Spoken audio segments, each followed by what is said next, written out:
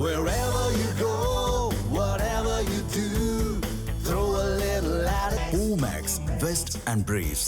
உலக அளவில் டெங்குவால் அதிகம் பாதிப்படையும் நாடுகளில் ஏறக்குறைய 1/3 பங்குடன் இந்தியா முன்னணியில் இருக்கிறது. கடந்த 20 ஆண்டுகளில் மட்டும் இந்தியாவில் டெங்கு பாதிப்புகளின் எண்ணிக்கை 11 மடங்குக்கும் அதிகமாக அதிகரித்துள்ளது.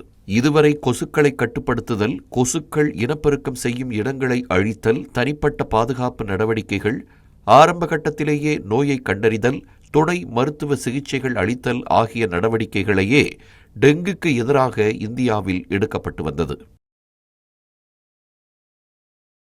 2015 பிரெஞ்சு நிறுவனமான சனோஃபி பாஸ்டரின் டெங்வாக்சியா மற்றும் 2022 ஜப்பான் நிறுவனமான டகேடாவின் கியூடெங்கா ஆகிய 2 முக்கிய டெங்கு தடுப்பூசிகள் உலகில் இருந்தன.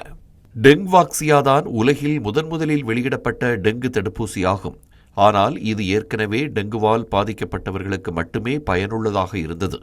தங்கள் வாழ்வில் ஒருபோதும் டெங்கு வராத மற்றவர்களுக்கு இந்த தடுப்பூசி கடுமையான டெங்கு ஏற்படும் அபாயத்தை கொடுத்தது. இதனையடுத்து டெங்வாக்சியா உற்பத்தியை அந்நிறுவனம் நிறுத்திவிட்டது. இப்போது உலக அளவில் சந்தையில் கிடைக்கும் ஒரே டெங்கு தடுப்பூசியான கியூடெங்காவுக்கு மத்திய அரசு அனுமதி அளித்திருக்கிறது.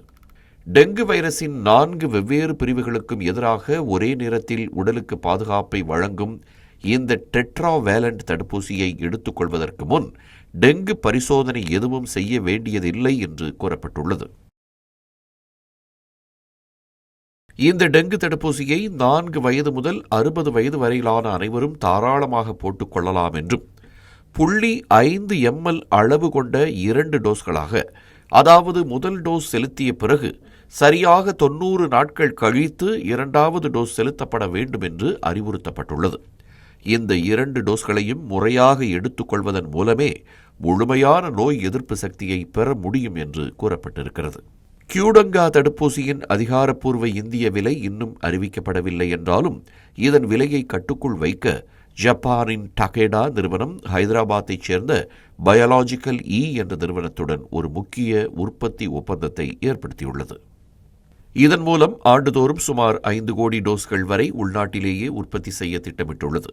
இதனால் மருந்தின் இறக்குமதி செலவை குறைத்து வரும் காலங்களில் அரசு நடத்தும் பொது தடுப்பூசி திட்டங்களில் இந்த தடுப்பூசி எளிதாக அனைவருக்கும் கிடைக்க வழிவகுக்கும் என்று எதிர்பார்க்கப்படுகிறது.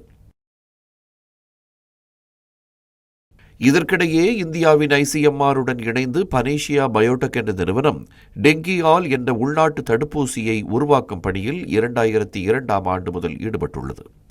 கடந்த ஜனவரியில் இறுதிக்கட்ட மருத்துவ பரிசோதனைகளை வெற்றிகரமாக நடத்தியிருக்கிறது. இந்தியாவின் முதல் உள்நாட்டு ஒற்றை டோஸ் டெங்கு தடுப்பூசியாகவும் உலகின் 2வது தடுப்பூசியாகவும் இந்த டெங்கியால் தடுப்பூசி 2027க்குள் சந்தைகளில் நுழைய திட்டமிட்டுள்ளதாக கூறப்படுகிறது. இந்த தடுப்பூசிகள் கொசு கட்டுப்பாடு, சுற்றுச்சூழல் மேலாண்மை மற்றும் ஆரம்பகால நோயறிதல் ஆகியவற்றுக்கு மாற்றாக அமையாமல் அவற்றுடன் இணைந்து செயல்பட வேண்டும் என்று அறிவியல் ஆராய்ச்சியாளர்கள் வலியுறுத்தியுள்ளனர். இந்த மாதிரி யூஸ்ஃபுல்லான இன்ஃபர்மேஷன்ஸை தெரிஞ்சுக்க தமிழ் ஜனம் சேனலை சப்ஸ்கிரைப் பண்ணுங்க.